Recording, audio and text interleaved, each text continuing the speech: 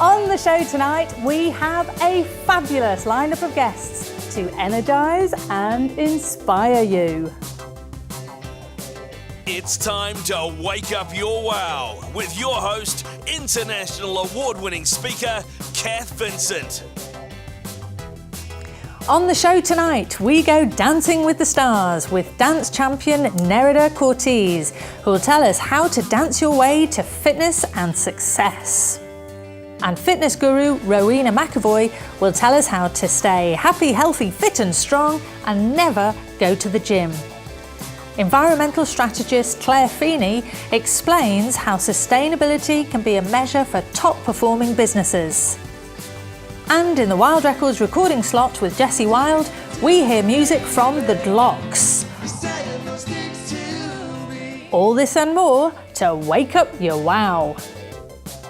Nerida, I'm so excited you're here. Thank you for having me. I'm excited to be here. Now, you are famous for your role in Dancing with the Stars, but how did you first start dancing? I have to say though, first of all, do you realise it's 10 years ago since Dancing with the Stars came out? 10 years. Oh, it's gone so fast. I know. I feel really old now. well, so do I. I started dancing when I was 4, and I actually didn't start ballroom dancing until I was 14. My mother didn't want me to go to blue light discos and start kissing boys, so she got me to dance with them instead. But I left home at 18 to go and train from Australia's best coaches. I'm Australian originally. Oh yeah, didn't Sorry about that. Don't hold it against me. Yeah, and so from there did a lot of travelling around the world with my partner and international coaches, and it was a great time, a great way to spend your 20s, and finally moved to New Zealand. To represent New Zealand, and Dancing with Stars came along in 2005. For the first time. And so what kind of discipline does it take to get really good at dancing? Now, because to be at the top of your game, what kind of disciplines? Well, I think with anything, if you really love it, it doesn't matter how much you're there, you can't be there enough, you can't be doing it enough. You wake up in the morning, you hear music, you're constantly dancing. If I go to a performance of any kind, whether it's a theatrical performance or a dance performance, you're always thinking of different things that you can do, or you're listening to new types of music, you're always choreographing or visualizing something new. So it's always there. And as far as training goes, if you're a competitive dancer, every day, pretty much, whether it's in the dance studio or Pilates or something else, you're always training. So, you're as good as you work, really. Yeah, absolutely. And that applies to anything, doesn't Absolutely. it? Yeah. And so, as well as actually performing at the top of your game, you coach other people to dance. I do. Most famously, of course, Shane, your husband. How was it teaching him to dance? It was really fun, actually. The good thing about Shane, when I first met him, I didn't know him from Bar of Soap. Being Australian, coming to New Zealand, I didn't really watch Shortland Street. So I Google searched him, and I not a great thing to do. Stalking. And I saw that he was an actor, so he was used to reading scripts, so excellent, he'll be able to remember choreography. He was a singer, so excellent, he knew how to read music. So I had all these things in my mind, and as soon as I walked in the studio, I met him. All that went out the window, because he said, look, my guitarist counts me in, and once you learn the scripts, you forget them straight away, purely because you've got to start learning the next one. So, but saying that, he was a really hard worker, and still is, and that's what I think got us through, and we worked 6 to 8 hours a day in that studio. Wow, intense. And listen, can anybody learn to dance? Absolutely. Probably 99.9% of people that come to me for the first time say, look, I've got 2 left feet. Yeah. It's like a script that everybody has. Yeah. I've got 2 left feet, I can't dance, you're not going to be able to teach me. But to be honest, as long as you find what people enjoy, like if there's a style of music that they enjoy, or if there's a style that they kind of adapt to fairly quickly, it's much easier to pick up the dance moves, and it's actually really enjoyable. Often after the first lesson, people will say, that was actually really fun. Yeah. Because it's, the fear of the unknown is always something that's really daunting, but when you actually give it a go, it's really fun, especially if you're doing it with your partner of choice, with your husband or wife to be, or with a friend or whatever. It's something you can do together and work together. Because you specifically teach people to do that first dance for their wedding, don't you? That is one thing that I do, yeah. Something that I really enjoy. Yeah. People either learning to dance for their first dance, or father-daughter dance, or a really popular thing now is dancing up the aisle. Oh. yeah, it's a bit of an American thing, I suppose, but it's becoming more and more popular, but it's all in fun. Yeah. And not only teaching people in person in your studio, you teach people online? Yes, I've just launched my brand new website, and basically you can learn to dance whether it's a one-on-one Skype situation, or you can subscribe to a whole load of different videos. You can choose the style you like, the level of dance that you are, so beginner, intermediate, advanced, and you have access to this tutorial video for 3 months. Yeah, so you can learn at your own pace. So what would you say to the person who says, look, I've got 2 left feet, I've got no time, that's another common thing. Yeah, oh, look, I travel a lot. What would you say to them about learning to dance? Well, if it's for your wedding, you can't get access to a studio, or if you live too far away, or if you're traveling a lot, you can subscribe and you can learn online. So you can do it from hotel room, your house, your own studio, your garage, anywhere like that. So that's for the weddings. If you want to get fit, there's Latin Dance Fit. You can learn all the Latin dance steps online as well. Again, you subscribe to my website, and you can learn cha-cha, salsa, rumba, whatever you want to learn without a partner. And then if you choose to dance with a partner at some stage, then you'll know the steps. And so how does it work with getting fit? Like how little would I have to put in to get really fit from dancing? To be perfectly honest, when you're dancing, you're using your whole body all the time. As soon as you start moving, you're using your whole body. Also, because you're thinking about what you're doing in the beginning, it does tend to put a little bit more stress on the body in a way that you're trying to support yourself, changing direction, things like that. So you'd be surprised how quickly you can actually build up a sweat. And it's because you're moving, your body is moving, you're always active. So the heart rate always stays up. It's only when you stop moving, which is not very often in dancing. That might be a kind of, an unusual take on getting fit. Maybe I'll think about it. Yeah, it is something different. And it's fun. It's great fun. You listen to music on the radio or wherever you are, and you can start doing your dance steps if you're at a concert or something. Look what cha-cha-cha. Because actually, when you see people dancing at an ordinary event, everyone looks, don't they? They go, they do. They know what they're doing. Floor show. Are you going to do a floor show for us? Not today. Didn't bring my dancing shoes. But you've got the lovely sparkly stuff on. I'm a dancer. We're attracted to sparkles. The novelty never wears off. If you're competing or performing, the dresses and the outfits, you can't beat them. They're so much fun. Yeah. So much fun. fun. Do you still compete? Or, where's your career taking you now? It's funny. I hadn't competed for 17 years, for a very, very long time. Wow. And yes, quite old. And no. I'm busy trying to work that out. She is old.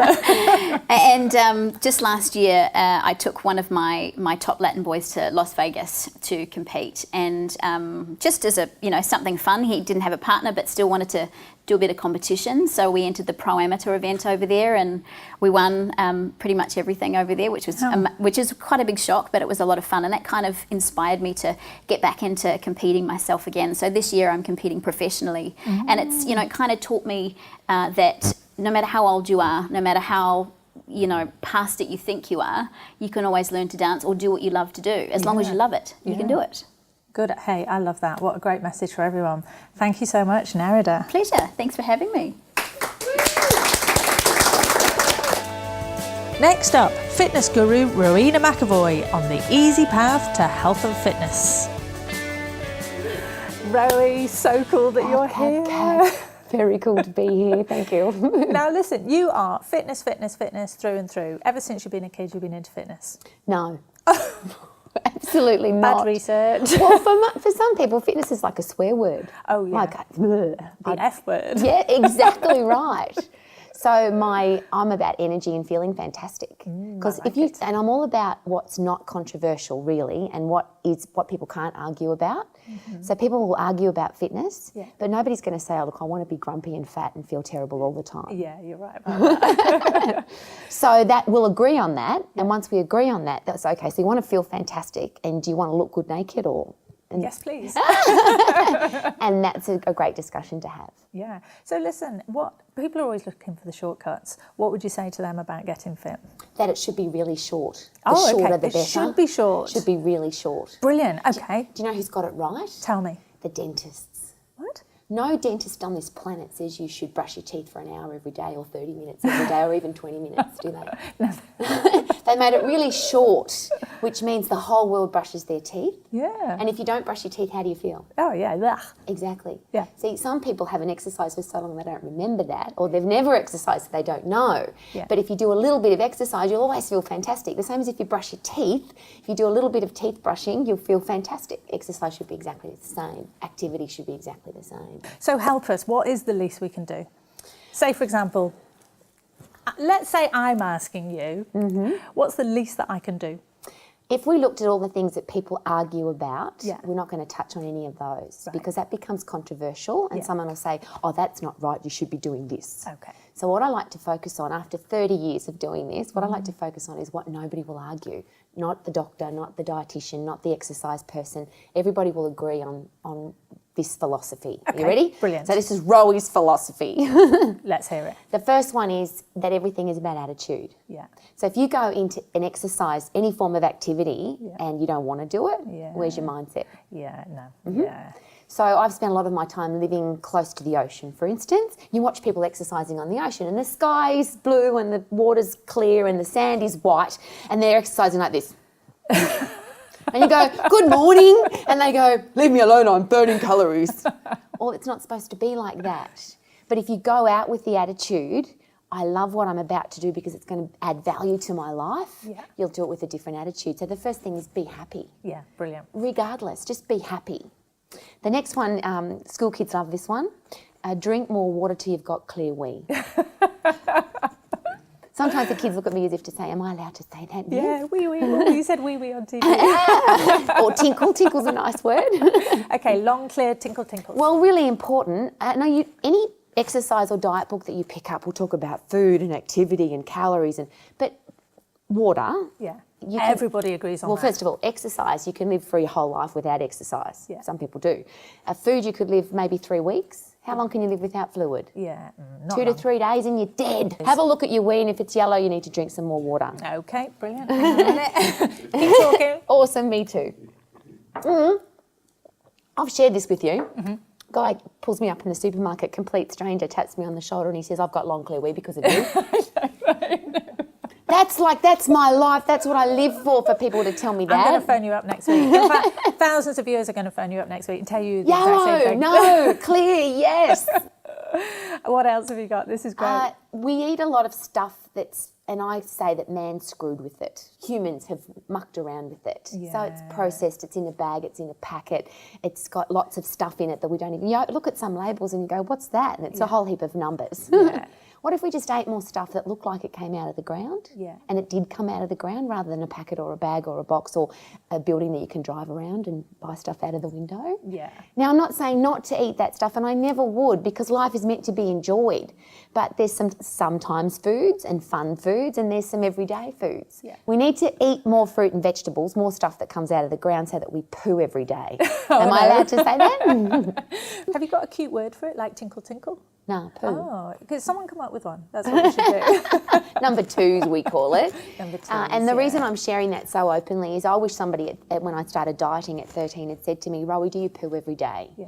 Because I would have said no, because when you don't go on a stupid diet and you don't eat enough fruit and vegetables and stuff that comes out of the ground, you don't poo and then you have a bloated stomach and you feel uncomfortable and you're covering yourself over. Whereas if you poo all the time, you're getting the stuff out of your body and it's great. Yeah. So more stuff out of the ground. There's only 5 steps to this simple process. So the first one is be happy. Second one is drink more water till you've got clear wee. Third one is eat more stuff that comes out of the ground. Fourth one, it goes like this, and this is really good for television. You ready? Oh. Breathing? No. Well, exercise is a swear word. Fitness is a swear word. Yeah. But if I just said to you, what if you got puffed 4 times a day? Yeah. Oh, that's a lot of exercise. But see, a lot of people think that. That was your exact response. 4 times a day, puffed. That's a lot of exercise. Yeah. But if I get up and down out of my chair 10 times, most people would be puffed. Yeah. If I run up and down the stairs, we're on the 4th floor or the 3rd floor today, and you said take the lift. Yeah. No way, because there's an opportunity for me to get puffed. And if you go up the stairs fast, you'll get puffed. Yeah. The fittest people in the world are the sprinters, and they get puffed in 10 seconds. Yeah. So I'm talking about, you ready? A 40-second exercise program. Oh, I like that. Which is less than brushing your teeth. I like that. So puffing, it doesn't matter. And your body doesn't know. Your heart and lungs don't know whether you're running or skipping or boxing or playing with your kids or walking your dog or vacuuming fast or... Doesn't matter, as long as you're moving to get your breath increased. Yeah. Fit people burn fat faster. We've got a big challenge with obesity. We've got a big challenge with kids that are overweight. And they don't want to exercise because it's too hard. Yeah. But if you share with kids, if you just get puffed, 4 times a day, and then they want to run up and down stairs. And it's literally 4 10-second blocks and you're done. Well, some people get puffed in less than 10 seconds. Oh, yeah. And the point with it is that if you get puffed, you get fit, and if you get fit, your body turns into a fat-burning machine. Cool. So it's really easy. I love that. Now, the last one for me, I believe, is the most important, and it's often forgotten, particularly with women, is that we need to be strong. We need to be physically strong. Yeah. Up until the age of 20, we're all building a body. After the age of 20, we're getting older. Oh. This disease called age. Hey, I was loving your interview up till now. And here's my philosophy again. The only reason we get old is we let an old person move in. Yeah, we start telling ourselves, I'm old. Yeah. I can't do that anymore. I'm too old. Old people don't do that kind of thing. Let me ask you this. What number does your age begin with? 5. That's almost. Awesome. Isn't that awesome? Yeah, no, I love that. So you don't have to get old, and the only reason we do is, and this is the only reason, and every university research study will tell you exactly this reason, we lose muscle tissue and we lose strength. But the reason we lose strength is because we're losing muscle tissue. Right. So if you maintain your muscle tissue, you won't get old. So what does that mean? Lift weights? Stay strong. No. Lift heavy things. Yeah. See, muscles are blind. They don't know whether you're lifting a child or a fridge or a bucket or they don't care. Muscles just need to stay strong, and they'll stay strong if they're overloaded. Women have children, they lift their children. That's an overload. We've got rubbish bins, we've got suitcases. But notice they're the things that we don't, because rubbish bins have got wheels on them now, suitcases have got wheels on them. The reason I believe that we've gotten sick and we've gotten weak is because we've become inactive. Yeah. Our lifestyles, we used to wind our windows in the car, do you remember? Yeah, I do. Mm-hmm, now we press the button. Yeah. Actually, our lives have gotten designed to be easier and easier, which is actually stopping us lifting anything. Which means you have to go lift something. Yeah. So whether it's a bucket of sand or a log in the garden, or it doesn't matter, as long as you're staying strong. Now, here's my favourite though. Fabulous at 40, fantastic at 50, sexy at 60, sensational at 70, awesome at 80, never give up at 90, happy and healthy at 100 plus. Why not? You're supposed to be healthy and fit when you're 20, but as you get chronologically more advanced, you should be getting younger and stronger because you've had more experience at it. Hey, I love that. Thank you so much for all those fantastic tips for us. Thanks for being here, Ro. It's my awesome. Pleasure. Thank you. Next up, sustainability expert Clare Feeney on the environment and change. Clare, welcome. Oh, it's great to be here with you, Cath. Thank you. Now, you advise to multi-million-dollar companies and government and all sorts of people. How are you influencing change?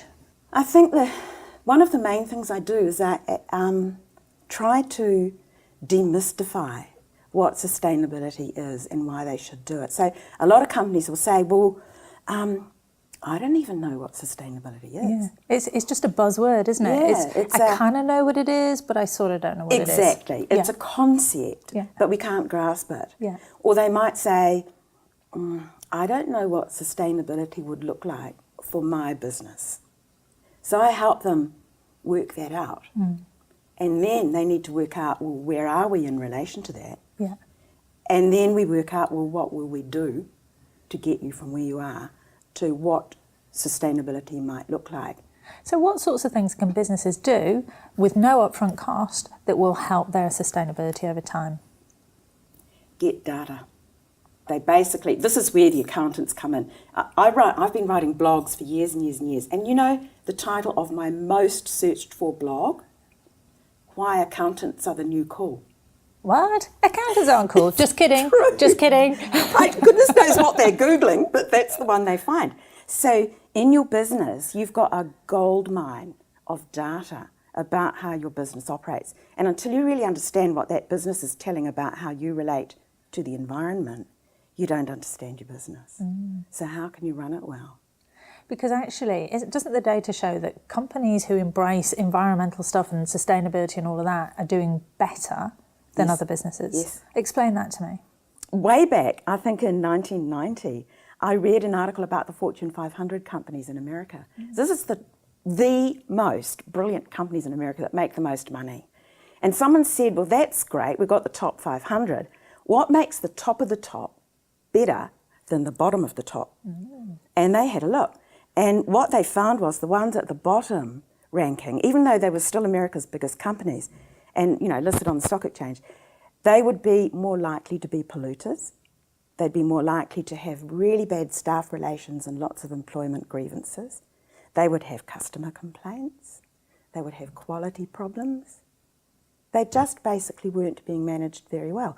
So at the top of the tree, you've got the companies that are good at everything. And so if you wanted to measure the quality of a company's management, you'd need to do a PhD on that. Well, no one can afford that.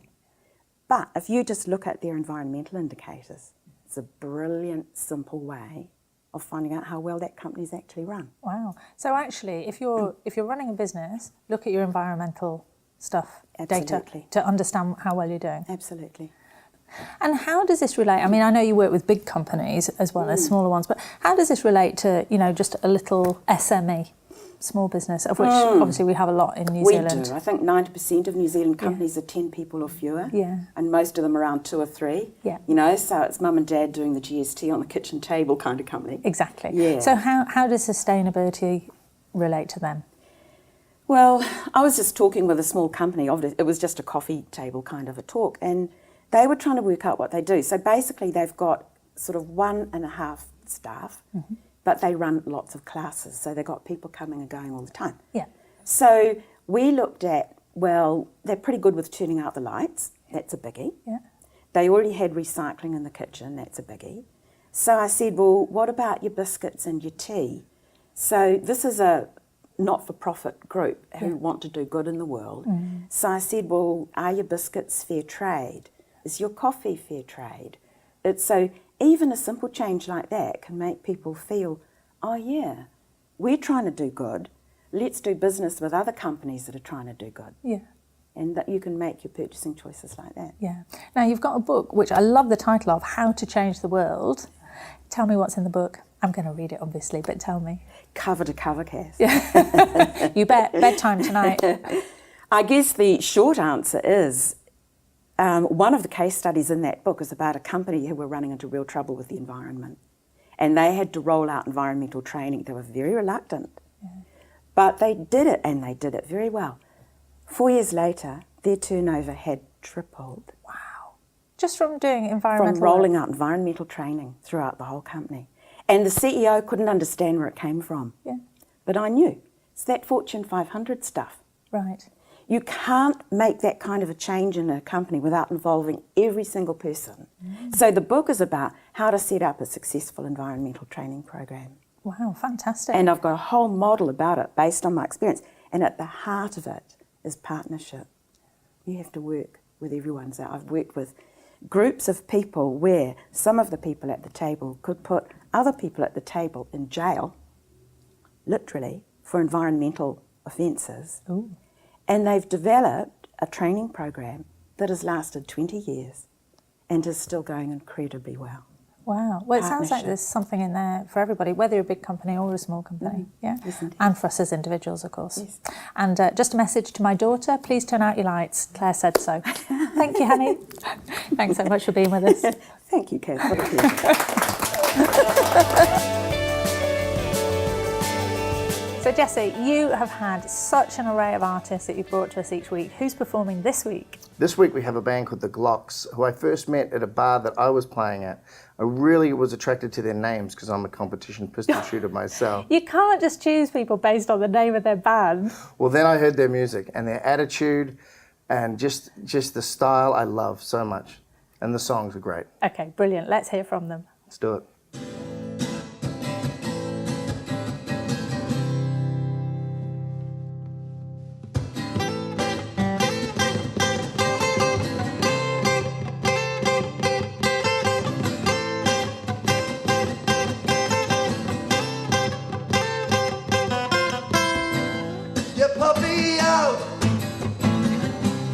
Like a cat, and said I better go home.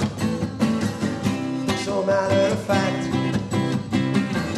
so now I'm walking so late at night, staying out of the shadows, you dark shadows tonight. What you looking at, bro? What did you say to me? How you got a I'll tell my story. Oh, Louise, you're doing it to me, baby. You're saying those things to me. You're doing it to me, baby. You're looking the way you do. You're doing it, doing it, doing it, doing it. Tell me, so why don't we try when all you wanna do is get me out and let deny?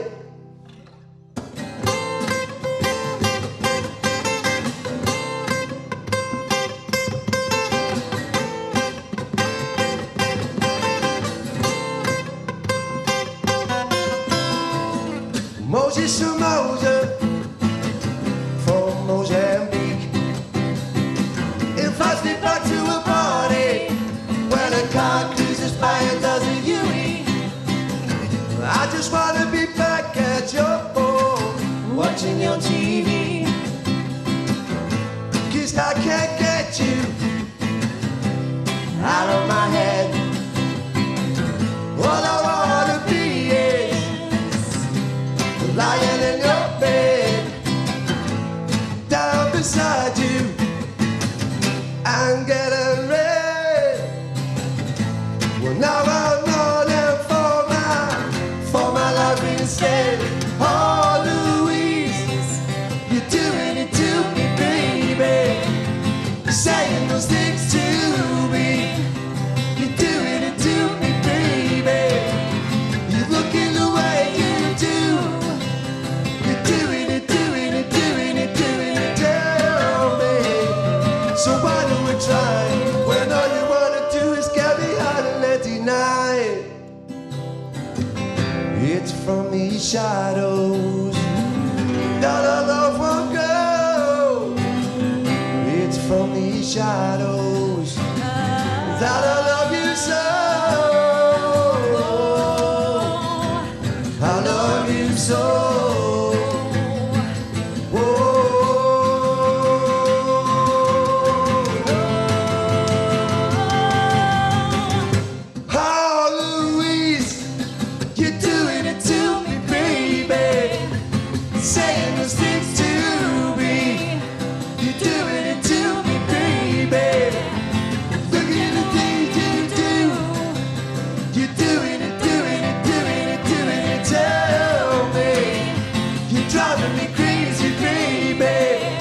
I'm begging you, begging you, begging you, begging you, begging you.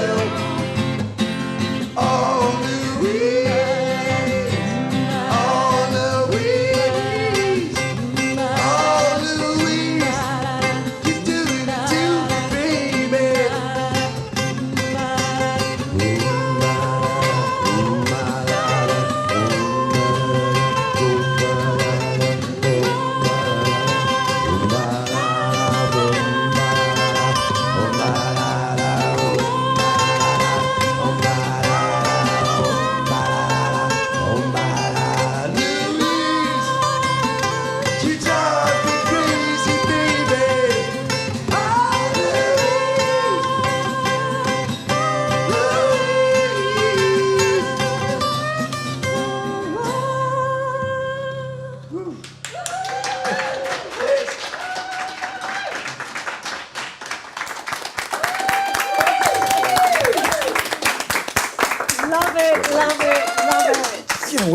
Cheers, thanks. Thank you so much for joining us. I love that. It's so catchy. It's a good tune, actually. Probably one of Mike's best, actually. So, Mike, you wrote that. Yes, I did. And who is Louise that we're all now singing about in our heads? She's an old school girlfriend from when I was 17. Does she know that you wrote this song? Yeah, oh yeah, she came to a gig recently, actually. Yeah. Phew. Okay, that's fine.